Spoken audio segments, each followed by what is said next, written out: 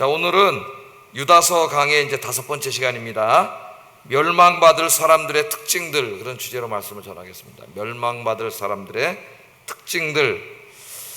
자, 유다서는 예수 믿고 구원받은 사람들이 어떻게 살아야 되느냐, 어떻게 살아야 그 구원 안에서 구원을 이루고 하나님이 기뻐하시는 삶을 살 수 있는가 하는 것에 대해서 우리에게 가르쳐 주시는 말씀이에요. 그러니까 다시 말하면 우리의 믿음은 그냥 믿음으로 끝나는 게 아니라 우리의 믿음이 우리의 삶으로 나타나야 됨을 강조하는 말씀입니다. 그런데 이제 이 유다가 목회하는 이 교회 안에 은근히 들어온 사람들이 있는데, 야, 그거 무슨 말이냐? 사도 바울도 말하기를 구원은 전적인 하나님의 은혜라고 했고 우리 행함으로 구원받는 게 아니라 믿음으로 구원받는다고 이야기했는데, 무슨 기독교인들이 그렇게 행함에 대해서 강조를 하냐? 오직 은혜로 믿음으로 구원받는 거야. 그러니까 그렇게 중요한 게 아니야. 그러니까 뭐 그리스도인이라고 해서 막 세상에 대한 뭐 이런저런 즐기는 일들 다 끊고 그렇게 살 필요 없다. 이렇게 이제 이런 것들을 와서 주장하면서 사람들을 이렇게 미혹하는 사람들이 교회 안에 이제 이렇게 슬며시 들어와 가지고 그런 일을 막 하고 있었습니다. 이 사람들이 그런 일만 하는 게 아니라 또 교회 하나님 세워놓으신 목회자를 뒤에서 헐뜯고 욕하고 비방하고 이런 일들에서 또 교회 분열 이런 걸 일으키고, 또 시기, 질투 이런 걸 해서 또 교회 안에 하나됨을 깨뜨리고, 하여튼 다양한 못된 짓을 하는 악당들이었어요. 교회 안에 악당들, 다양한 모습들이 나타나요. 자, 그래서 그 사람들에 대한 이제 경고의 말씀이고, 그 사람들과 함께하지 말라고 하시는 하나님의 말씀이 이제 유다서에 이렇게 나타나고 있습니다. 자, 이 사람들의 특징을 보면은, 우리 이제까지 공부한 걸 보면은 탐욕과 욕심에 사로잡혀 사는 사람들이고, 세상적인 즐거움과 쾌락과 음행에 사로잡혀 사는 사람들이고, 또 교회 공동체를 분열과 갈등으로 파괴시키는 사람들이고, 다른 사람들을 시기하고 질투하고 비방하고 험담하는 사람들, 이런 모습으로 계속 책망을 해왔습니다. 놀라웠게도 이제 이런 것들이 우리 안에도 있다는 거죠. 우리 안에도. 그래서 우리도 들어야 될 말씀이에요. 자, 유다는 이런 사람들에게 하나님의 심판이 있다는 것을 강력한 언어로 경고하면서 이런 멸망의 길을 걸었던 사람들을 구약 성경의 예를 들어서 설명을 했습니다. 그러니까 유다서에는 굉장히 많아요. 이 예를 드는 설명이. 오늘도 또 예를 드는 설명이에요. 자, 그래서 5절에서 7절에 보면은 이 사람들을 누구에다 비유했냐면 광야에서 하나님 말씀에 불순종하고 살다 멸망당했던 이스라엘 사람들에다 비유했고, 또 그 음행과 더러운 죄악으로 멸망당했던 소돔과 고모라성 사람들에다가 비유했습니다. 그 사람들과 똑같다 그랬고, 그 다음에는 타락한 천사들의 예를 들면서 교만해져서 하나님을 대적했던 타락한 천사들과 같은 자들이다, 이렇게 이제 집단적인 예를 들었습니다. 소돔과 고모라성 사람들, 타락한 천사들, 귀신들, 그 다음에 또 누구예요? 지금 광야에서 멸망당한 이스라엘 백성들, 이들을 이제 비유로 들면서 똑같은 사람들이라고 책망을 했죠. 그리고 11절에 가면은 이제 이 사람들을 한 집단이 아니라 한 개인, 구약의 악당 3명을 대표적으로 뽑아서 이 사람들은 이와 같은 사람들이다. 구약의 3명의 악당이 누구예요? 동생을 시기하고 미워하고 죽인 살인자 가인 같은 자들이고, 또 돈을 사랑해서 하나님의 주신 사랑을 내팽개쳐 버리고 돈밖에 몰랐던 발람과 같은 자들이고, 그 다음에 또 하나님께서 세우신 모세와 같은 영적 리더십을 반대하고 뒤에서 흔들고 또 반란을 일으켰던 고라단과 같은 사람들이다. 이 3사람에다 또 비유를 했습니다. 그죠? 우리가 이걸 다 공부를 했어요. 오늘 본문에서 여전히 이 사람들에 대해서 이야기합니다. 이제까지는 이제 구약의 6가지 모델, 악당의 모델이 바로 이 사람들이다, 똑같은 사람들이다, 이렇게 설명을 했다면은, 오늘 이제 말씀해 보면은 6가지의 은유, 6가지의 메타포를 사용하고 있어요. 이 사람들이 어떤 사람들이냐를 설명하기 위해서 이 비유적인 표현을 합니다. 6가지의 메타포를 사용하고 있습니다. 6가지 특징이 나타난다는 거예요. 이 거짓의 사람들은 6가지의 특징이 나타난다는 거예요. 그걸 이제 이 메타포로 오늘 이야기를 했습니다. 그래서 오늘 저녁에는 이 말씀을 거울로 삼아서 우리 자신을 비추어 보는 시간을 가졌으면 좋겠습니다. 그러니까 우리가 그런 사람들이 어떤 사람인가를 구별하는 능력도 중요하고요. 그래야 함께하지 않을 수가 있으니까, 또 중요한 거는 나도 그런 사람일 수 있기 때문에 자신을 돌아보는 것도 중요해요. 이 두 가지가 다 중요합니다. 자, 그러면은 이 6가지 오늘은 그 메타포에 대해서 설명을 하겠습니다. 자, 이런 거짓의 사람들은 마치 몸모와 같은 사람들이다, 이렇게 얘기하는데, 첫째는 암초와 같은 자들이다 그랬어요. 암초가 뭔지 아시죠? 그들은 기탄 없이 너희와 함께 먹으니 너희의 애찬의 암초요. 암초 같은 자들이다. 자, 유다는 이 공동체 안에 은밀히 들어와서 하나님의 은혜를 방탕한 것으로 바꾸어버린 이 사람들, 이 거짓의 사람들을 어디다 비유했어요? 암초 같은 자들이다 그랬습니다. 암초. 여러분, 암초가 뭐예요? 바닷속에 보이지는 않아요. 물이 있는데 보이지는 않지만은 그 바닷속에 싹 숨어있는 돌멩이죠. 큰 바위나 돌멩이 같은 것들이에요. 그 배가 이렇게 보면 바닷물만 위에 보이기 때문에 그래서 쓱 지나갈 때 모르는데, 그 암초 쪽으로 위로 지나가면 암초에 꽉 부대껴가지고 배가 다 파손이 돼버리잖아요. 그리고 사람들이 죽게 되는 거예요. 그런데 이 거짓의 사람들, 공동체 안에 들어와서 하나님의 말씀을 이상하게 왜곡시키고 지금 이렇게 못된 짓을 하고 있는 이 사람들은 바로 이 암초 같은 자들이다. 암초 같은 자들이다. 그러면서 뭐라 그래요? 기탄 없이 너희와 함께 먹으니 너희의 애찬의 암초다 그랬어요. 여기 애찬이라는 말이 나옵니다. 애찬. 이제 애찬은 초대교회에서 행하던 공동 식사입니다. 초대교회는 공동체성이 굉장히 강했어요. 그래서 모이면은 사람들이 이제 자기 음식들을 다 가져와 가지고 식사를 함께 했습니다. 이게 고린도전서에 나오죠. 식사를 다 같이 했어요. 그러니까 미국의 팥낙 파티하고 좀 비슷하다 그랬죠. 팥낙 파티는 뭐라 그랬어요? 파티를 할 때 미국 사람들은 어느 아파트 안에서 무슨 페어웰 파티를 한다. 그럼 이제 오늘 떠나는 사람도 있고 또 들어온 사람도 있잖아요. 또 축하, 웰컴 파티도 하고 이럴 때 이제 그 매니저가 코디네이터라 그러는데, 코디네이터가 있어요. 그럼 그 사람 학교에서 좀 장학금을 줘요. 그 일을 하기 때문에 공동체. 그럼 그 사람이 다 돌아다니면서 이제 얘기를 해요. 몇 날 며칠 이제 파티가 있다고. 오늘 저 어떤 사람이 뭐 고향 브라질로 돌아가서 공부를 마치고 오늘 이제 가든에서 페어웰 파티가 있습니다. 그러면은 누가 그 파티를 준비하나? 그 몇십 명이 오는데 그 음식을. 그래서 각 가정마다 이제 가져올 디시를 다 정해줘요. 디시를. 그래서 우리 집에는 이제 그 볼리비아 그 사모님이었는데, 볼리비아 여자로 기억하고 있는데, 그분이 와서 이제 우리 집에서 몇 번 먹은 적이 있어요. 그 오징어하고 막 김치하고 넣어서 전 만든 거 있잖아요. 김치전. 이게 우리 사람이 잘 만들어요, 이거를. 코리안 피자라고 너무 맛있어 하더라고요. 피자같이 생겼잖아요, 이게. 코리안 피자. 그 우리 집에 와서 배우기도 하고 그랬어요. 그걸 가져오라 그러고, 각 나라마다 물론은 이제 그 선교 신학대학원이 있기 때문에 재밌습니다. 온 세계에 온 사람이 다 있어요. 그 아파트 단지 안에. 그래가지고 이제 다 자기 음식을 가져와. 그러면 그 이렇게 상을 넓게 펴놓으면은 거기다 다 디시를 갖다 놔요. 그럼 뭐가 돼? 뷔페가 되는 거지, 뷔페가. 그래서 같이 먹으면 힘이 안 들어요. 왜? 한 접시만 갖고 오면 되는 거예요. 한 접시만 양 좀 많이 가져오면은 같이 나눠 먹는 거예요. 그래서 우리도 좀 그런 거 했으면 좋겠어요. 한 사람이 다 만들면 힘들잖아요. 집에서 이렇게 구역 예배는 할 수가 있겠죠. 좀 구역이나 이런 게 한 접시씩 갖고 와가지고 구역장님이 다 전에 당신은 콜라 사오시오. 음식을 좀 못하는 사람 콜라 사오세요. 다 만들어가지고 과일 사오셔 해가지고 먹으면 맛있단 말이에요. 그러니까 초대교회는 이제 이 애찬을 했는데, 성찬식이 지금 우리가 하는 성찬식처럼 이러한 형태로 된 것은 2세기 이후의 일이에요. 1세기 이런 성찬식이 없었어요. 그럼 애찬식이 곧 식사도 함께 하면서 성찬식이 된 거예요. 성찬식이나 마찬가지예요. 그러니까 이게 이제 굉장히 중요한 거죠. 식사도 함께 하면서. 우리는 이제 성찬식 따로 하고 매주 뭐 해요? 애찬식 따로 하잖아요. 그래서 예배 끝나고 그냥 집에 가는 게 아니라 식당에서 같이 밥 먹으면서 이야기하고 이제 교제를 나누는 거죠. 이게 굉장히 중요한 거예요. 밥 먹는 것도. 밥을 함께 먹어야지 친해지는 거예요. 사람하고. 밥을 함께 먹으면서 이야기를 나누고 그럼 친해지는 거죠. 그래서 우리는 이제 밥을 하는데, 우리 아영교회 이제 점심은 유명합니다. 하여튼 맛있는 밥을 잘 해주는 교회로 유명해요.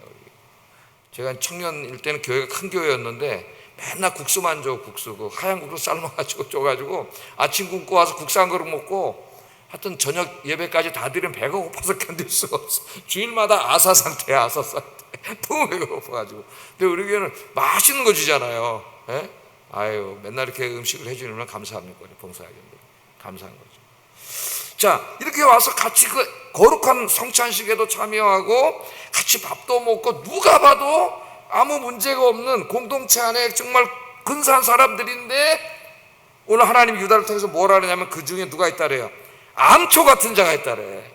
너희들 그 거룩한 식사에 함께 아무렇지도 않은 척하고 끼어서 같이 애찬식에 참여하는데 그럼 그 애찬식에 참석해서 모든 성도들이 밥을 같이 먹으면서 한 가족됨을 느끼고 서로 사랑하고 하나가 되고 평화를 누리고 이래야 되는데 거기에 암초가 있어요. 그 식사를 하다가 암초 꽝 부대끼면 그날 그냥 상처받고 또 분열이 일어나고 갈등이 생기고 이 암초 같은 자들이 있다는 거예요. 암초. 그래서 여러분 우리는 이제 이 말씀을 대하면서 누가 우리 교회 또 암초인가 이러면 이제 또 안 되고요. 물론 자기 마음속에는 이제 그런 게 구분할 수는 있어야 되겠죠. 저분이 좋은 분인가 암초 같은 역할을 하나 이거는 알아야 되죠. 자기가 그런 분별력은 있어야 되지만은 우리 자신이 교회 공동체 안에 이제 남이 와서 어두운 바다를 지나가다가 꽝 밑에 있잖아요. 안 보이잖아. 예? 그러니까 그 암초 근처로 가면 꽝 하는 거예요. 그냥 가까이 하면 안 되는 거죠. 가까이 하면 꽝 해서 내가 무서지는 거야. 신앙도 무서지고 문제가 생기는 거예요. 그래서 이제 우리들은 암초 같은 존재가 되면 안 된다. 공동체 안에 어두운 바다에 어디로 가야 될지 모르는 사람들이 있을 때에 그 사람들을 항구로 안전하게 인도해 주는 게 뭐예요? 등대잖아요. 등대. 여러분들은 교회 공동체 안에서 많은 분들 특별히 이제 새로 와서 예수 믿고 그런 사람들을 주님께로 잘 인도해 주는 등대가 되시기를 주의 이름으로 축복합니다. 그래서 암초는 잊어먹고 우리는 뭐예요? 등대가 되자. 등대. 얼마나 멋있습니까? 등대가 쫙 길을 비춰줘요. 자, 두 번째 이 사람들, 이 거짓의 사람들의 메타포를 두 번째 사용. 이거는 두 번째는 뭐냐면 자기 몸만 기르는 목자. 자기 몸만 기르는 목자라 그랬어요. 뭔가 좀 이제 성경도 가르치고 이런 위치에 있는 사람들이 많이 있던 것이죠. 근데 이 사람들의 특징이 뭐냐면 자기 몸만 기르는 목자요. 자, 목자는 뭐 하는 사람이에요? 양을 치는 사람이죠. 양을. 양을 어떻게 해요? 푸른 초장. 양들이 그 먹이가 있는 그 연한 꼴이 있는 푸른 초장으로 인도에 가서 그 꼴을 먹이고 또 그 다음에 갈증이 생기니까 잔잔한 물가로 시편 23편에 나오잖아요. 그죠? 잔잔한 물가로 가서 또 갈증을 해서 좋은 신선한 물을 먹이는 사람이 목자죠. 또 오고 가는 중이나 우리 이렇게 쉬고 있을 때 일이나 맹수들이 와서 양을 공격하려고 그러면은 자기의 목숨을 걸고 그 맹수들로부터 양을 지키는 사람이 목자예요. 목자. 자, 그런데 이 목자가 오늘 그런 목자가 아니에요. 보니까 그런 목자가 아니라 어떤 목자? 자기 몸만 생각하는 목자. 자기 몸만 생각해. 여름이네. 이제 더워졌어요. 여름. 여름이에요. 귀찮아. 양들을 칠래니까 귀찮아요. 그래서 양들을 데리고 이제 저기 가서 저 푸른 초장에가 꼴을 먹여야 되는데 귀찮아. 내 몸만 생각하는 목자니까 좀 쉬어야 되겠다. 가기 싫어. 안 가. 또 양들에게 물을 먹여야 되는데 또 귀찮아. 쉬고 싶어요. 더워서. 그게 또 물을 안 데려가. 거기도 먹이지도 않아. 근데 또 맹수들이 오니까 어떻게 해요? 내 몸만 생각하는 목자니까 아이고 양 지키다 내가 죽겠다 하고 도망가 버리는 이런 목자라는 거예요. 목자. 예수님이 그런 목자를 뭐라 그랬죠? 사꾼이라 그랬지. 사꾼. 사꾼이 뭐예요? 삭을 받고 남의 양을 치는 사람이잖아요. 그죠? 자기 양을 치는 사람이 있고 돈을 받고 남의 양을 치는 사람이 있는데 겉으로 볼 때는 똑같아 보이지만은 언제 구분이 되냐면은 맹수가 왔을 때 구분이 된다 그래. 맹수가 사자가 왕 오면은 자기 양을 케어하는 사람은 목숨을 걸고 지켜요. 누가 그렇게 지켰다 그랬어요? 다윗이 그렇게 지켰다 그랬잖아요.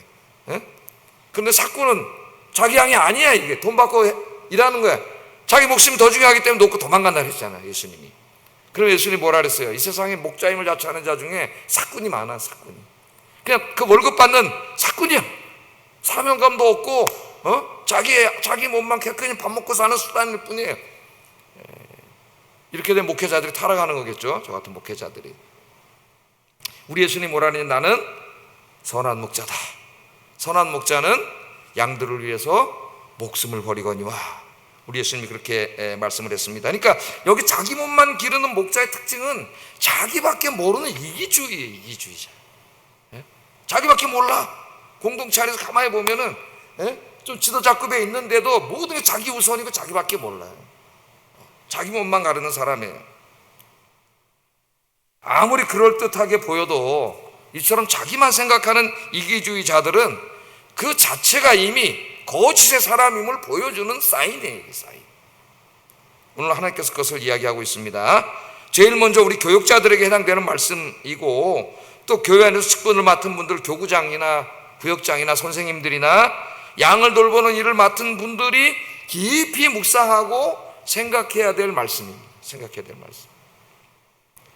자기밖에 모르는 나만을 위한 나의 편안함만 추구하는 그런 이기주의자가 아니라 하나님의 교회 공동체와 다른 성도들을 먼저 생각하고 배려하고 맡겨진 양들을 잘 돌보는 그런 주의 종들이 되기를 주의 이름으로 축복합니다. 두 번째는 이런 특징, 이런 사람들이고, 세 번째 이제 이 거짓의 사람들의 또 특징이 뭐냐면은 뭐라 그랬어요? 물 없는 구름 같은 자들이다. 시인이에요, 이 사람이 보니까. 물 없는 구름 같은 자들. 어떻게 이렇게 비유를 잘하는지. 바람에 불려가는 물 없는 구름이요. 물 없는 구름이요. 그랬습니다. 자, 이 팔레스틴 땅은 물이 굉장히 귀한 곳이죠. 비가 이렇게 우리처럼 이렇게 많이 오지 않습니다. 비는 겨울에 딱 한 달만 와요. 그래서 그 대부분의 그 팔레스틴 땅의 하천은 비가 올 때만 흘러요. 나머지는 말라 비틀어져 가지고 1년 동안에 물이 없어요. 땅이 쩍쩍 갈라지는 땅이. 그러나 이제 극소수의 하천은 비와 상관없이 1년 내내 흐르는 강이 있습니다. 제가 그 2년 전인가 양평을 왔다 갔다 하다가 보니까 소양강 거기를 이제 자주 왔다 갔다 하게 됐는데, 속초하고 그때 굉장히 가물었어요. 소양강 얼마나 많습니까? 물이 굉장히 큰 호수 같은 강이 있었는데 바닥이 말라 갈라진 걸 봤어요. 제가 식사하니. 와, 가뭄이 무섭더라고. 그 큰 강이 갈라지더라고. 자, 이렇기 때문에 이 농사를 짓는데, 팔레스틴 땅에는 농사를 짓는데 제일 중요한 게 비예요. 그 늦은 비와 이른 비가 성경에 많이 나오잖아요. 늦은 비와 이른 비가 적당히 내리지 않으면 농사가 잘 되지 않아요. 이 사람들이 원래 살던 애굽은 상관없다 그랬죠. 나일강이 항상 범람하기 때문에 비옥한 삼각조 지대를 해가지고 세계 4대 곡창지대예요, 거기가. 그러나 이 가나안 땅은 적과 끓이 흐르는 땅은 맞지만 비가 안 오면 말라 비틀어지는 땅이에요. 그래서 가나안 땅이 왜 축복의 땅이냐? 가나안 땅에서는 하나님 바라보고 살아야 돼요. 근데 이 사람들이 하나님 바라보고 살지 않고 나중에 바알을 바라보고 살았잖아요. 바알이 비를 내려주는 신이라고 속아가지고 하나님께 기도하면 하나님이 이른 비와 늦은 비를 내려주는 거죠. 자, 이제 농사를 져야 되는데 비가 필요한데 구름이 싹 몰려오네. 얼마나 기뻤겠습니까? 농부들이 기뻤고 막 소망이 막 가득 차겠죠. 구름이 싹 몰려왔는데 비가 안 와. 이러면 구름만 와가지고 날씨 더우니까 습도만 잔뜩 높여가지고 더 힘들게 만들어놨는데 물이 없는 구름이라 했잖아요. 물이 없는 구름. 비가 없는 거, 비가 오지 않아요. 습도만 잔뜩 높여놓고 그냥 가버리는 거예요. 얼마나 실망하겠어요. 말은 그럴듯하게 하는데 실제적인 알맹이가 없는 사람. 알맹이가 없는 사람. 큰 소리 치는데 아무것도 없어요. 아무것도 없는 사람입니다. 겉모양은 진짜 비구름같이 차고 왔는데 물이 없어. 비가 안 와. 비가 안 오니까 아무런 생명이 살아날 수가 없어요. 저 거짓 선생들은 그런 사람들이다. 그런 사람들이다 라는 그렇게 얘기합니다. 우리 여기 오신 아영교인들은 물 없는 구름 같은 사람이 되어서는 안 됩니다. 이른 비와 늦은 비가 가득한 그런 구름이 돼야 됩니다. 그래서 맡겨진 일들이 있습니까, 여러분? 은혜의 비가 가득한 여러분이 되셔서 여러분이 구름이 싹 여러분의 붓에 오면은 은혜의 비가 그냥 풍성하게 내리는 여러분들 되시기를 주의 이름으로 축복합니다. 이제 여름 사역도 하고 또 구역도 하고 모일 때마다 바로 여러분들이 누가 돼야 돼요?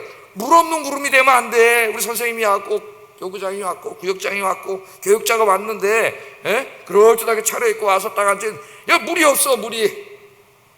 또 제가 그러면 큰일 나는데, 여러분 기도해 주시길 바랍니다. 오늘 수요예배 여러분들이 은혜 받으려고 딱 왔는데 제가 안경까지 딱 끼고 양복 차려입고 넥타이도 좋은 거 메고 딱 서 있는데 물 없는 구름이 되면 안 되잖아요. 그래서 여러분이 오늘부터 기도를 하나 추가해가지고 말씀에 샘이 마르지 않게 하시고 물 없는 구름이 되지 않게 해주시옵소서. 우리 목사님, 물 없는 구름이 되지 않게 은혜의 비가 가득한 목사님 되게 해주세요. 기도해 주시기 바랍니다. 또 여러분 사역 하나하나에 여러분이 바로 은혜의 사람이 돼서 여러분이 그냥 쫙 가면 은혜의 비가 쫙 내리는, 성가대 딱 성가대 은혜의 비가 쫙 내려야 되는데 거기에 암초가 돼가지고 꽝 이 사람 믿을게 꽝 저 사람 믿는 사람 되면 안 되겠죠. 자, 네 번째 또 기가 막힌 비유를 계속 들어요 이 사람들. 네 번째는 뭐에다 비유했어요? 뿌리까지 뽑힌 열매 없는 가을나무. 그런 나무 보셨나요 여러분? 번개 맞아 죽어가지고 이 나무가 죽어서 꺾인 다음에 뿌리까지 이렇게 막 꼽혀 나와 있는 그런 나무 보셨죠? 자, 죽은 나무는 열매를 맺을 수 있어요 없어요? 열매 맺을 수가 없어요. 물 없는 구름하고 좀 비슷한 은유입니다. 예. 근데 이걸 참 보세요 표현을. 죽고 또 죽어, 죽고 또 죽어 뿌리까지 뽑힌 열매 없는 가을나무요. 가을나무. 겉으로 볼 땐 대단한 것 같아요. 말도 잘하고 막. 그런데 죽고 또 죽어 영적으로 완전히 죽어서 말라 비틀어진 사람. 이 비슷한 사람들이 어디 나와요? 에스겔서에 나오죠. 에스겔 골짜기에. 그 마른 뼈들 진액이 다 말라가지고 그 뼈다구들만 잔뜩 쌓여있죠. 너희의 영적인 모습이 이와 같다 그러잖아요 하나님께서. 이 마른 뼈들이 살아나겠느냐? 에스겔한테. 그러니까 에스겔 보니까 도저히 살아날 것 같지가 않아. 뼈다구인데 진액도 다 말라 비틀어졌어. 그러니까 에스겔이 할 말이 없으니까 뭐라 그랬어요? 주께서 하시나이다. 하나님께서 하시나이다. 그런데 그 마른 뼈에도 생기가, 하나님의 생기가 싹 불어가니까 마른 뼈들이 막 갑자기 힘줄이 붙고 막 살이 붙고 막 근육이 붙어가지고 군대가 됐잖아요. 살아나자. 여러분 성령 충만하면 마른 뼈도 살아납니다. 성령 충만하시기를 주의 이름으로 축복합니다. 근데 이거는 나무야 나무인데 이걸 말라 비틀어져 죽은 나무를 강조하느라고 죽고 또 죽어 뿌리까지 뽑힌 가을나무. 가을에는 다 열매가 맺혀요 나무들이. 여러분 저 이렇게 남산에 가도 큰 오래된 나무들이 있고요 몇백 년 된 나무도 있어요. 여기 저 이렇게 이제 한강을 가다 보면은 양화대교에서 저기 성산대교 가는 그 사이가 숲길이에요. 산같이 돼 있어요. 그리고 그 길을 걸으면은 한강도 보이고 산을 걷고 이게 다 됩니다. 이게. 나무들이 진짜 어마어마해요. 제가 사진을 하나 갈 건데 이건 물론 거기 있는 나무는 아니고 그냥 인터넷에서 실한 나무 하나 가져온 거예요. 나무는요 한 그루의 나무지만은 이 나무 학자들에 의하면은 이 나무는 한 그루의 나무가 아니에요. 이미 이 나무 하나가 숲이에요. 숲을 이루고 있어요. 자 보세요. 맨 처음에 나무 하나가 이렇게 올라가잖아요. 그럼 거기서 가지가 이렇게 굵은 가지들이 몇 개 뻗쳐나가면은 그 굵은 가지에서 또 나무가 나와. 또 가지가. 그 가지에서 또 가지가 나오고 그 가지에서 또 가지가 나오고 저렇게 되는 거예요.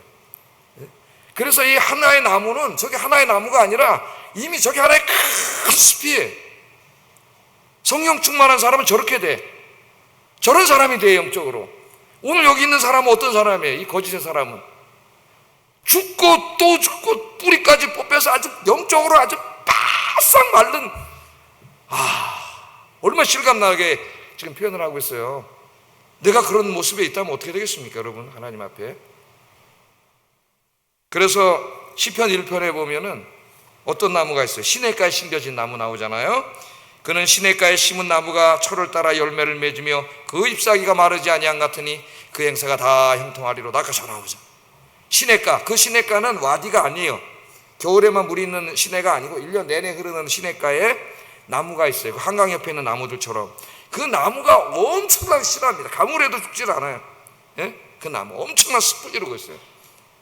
그래서 살아있는 겨자씨가 그렇게 된다 그랬잖아요. 그늘이 지고 동물과 사람들이 와서 쉬고 그 새들이 와서 앉아있고 깃들고. 여러분 한 사람으로 그냥 신앙생활 하는데 나 하나 그냥 간신히 신앙생활 하다가 그냥 기도도 안 하고 그래가지고 성령 충만 다 잊어먹고 그냥 완전히 말라 비틀어져서 또 죽고 또 죽어가지고 뿌리 뽑힌 가을나무처럼 그렇게 돼가지고 파에 말라있는 그런 신앙인이 되면 안 되겠어요. 오늘 저 아까 나무처럼 성령 충만해가지고 여러분들은 여러분 하나가 아니라 여러분이 전도해서 또 가져가서 그 사람이 또 전도해서 또 가져가서 그 사람이 또 전도해서 또 가져가서 여러분이 한 사람 전도하면 한 사람으로 끝나지 않습니다. 그 사람이 또 전도하잖아요. 그럼 그 사람이 또 증손, 고손까지 6손, 7손, 8손까지만 계속 해가지고 여러분 한 사람이 이 정말 시냇가에 심겨진 나무처럼 시절을 쫓아 과실을 맺고 풍성한 우리 아영교회의 숲을 이루는 그런 나무들이 되시기를 주의 이름으로 축복합니다. 그 다음에 이제 5번째는 어떤 비유를 들었냐면은 수치의 거품을 뿜는 바다의 거친 물결 같은 사람이다, 이렇게 표현했어요. 저는 설교를 이렇게 잘 못하겠어요. 근데 유다가 설교를 너무 잘하는 거예요. 이 사람들의 특징을, 자기 수치의 거품을 뿜어내는 바다의 거친 물결이다, 이런 사람이다. 이 거짓의 사람들은 어떤 사람이에요? 바다의 거친 물결은 뭡니까? 파도죠. 파도를 치는 거예요. 파도는 바다를 요동치게 만듭니다. 물론 바다가 요동치니까 파도가 생기는 거고, 또 바다를 요동치게 만들어요. 그래서 소음과 충돌을 일으켜요. 바위에 부딪혀가지고 소리가 나서 충돌을 일으켜요. 거품을 막 뿜어내면서 온갖 더러운 찌꺼기들을 남깁니다. 이 거짓의 사람들은 이 파도처럼 교회를 요동치게 만들고 시끄럽게 만들고 죄악의 찌꺼기들을 남겨놓는 자들이라는 거예요. 어떤 사람이 그런 행동을 하고 있다면 그런 거짓의 사람인 거죠. 거짓의 사람. 교회를 평안하게 하고 공동체 안에 아름다운 신앙과 인격의 자취를 남기는 주의 종들이 되시기를 주의 이름으로 축복합니다.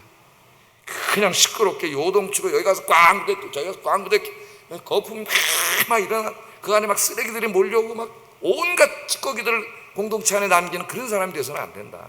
이 거짓 사람들은 그런 사람들이야. 오늘 말씀에 다 반대로 하면 됩니다. 반대로. 여러분. 그 다음에 6번째 메타포예요. 6번째 메타포는 유리하는 별들과 같은 사람이라고 했어요. 유리하는 별들. 13절 제일 마지막에 보면은 영원히 예비된 캄캄한 흑암으로 돌아갈 유리하는 별들과 같은 자들이다. 여러분, 이제 하늘에 별이 많은데요, 별들 중에 고대인들에게 길을 안내해주는 정해져 있는 별자리들이 있습니다. 그죠? 예를 들면 북극성을 보고 항상 북쪽을 찾아요. 뭐 옛날 사람들만이 아니라 지금 우리도 마찬가지입니다. 군대 가면은 제일 먼저 방향을 찾을 때 북극성을 보고 찾는 법을 가르쳐 주죠. 북극성을 바라보면서 이제 동서남북을 분갈하는 군인들을 가르쳐 줘요. 깜깜한 산속에 길을 잃었을 때 어디로 가야, 북으로 가면 안 되잖아요. 남으로 가야 되니까. 옛날에 이제 별자리들 이렇게 있는데 고정되어 있는 별자리들은 다 거기가 정해져 있기 때문에 길을 안내해 줍니다. 지금은 이제 뭐가 있어요? 얘가 있잖아요.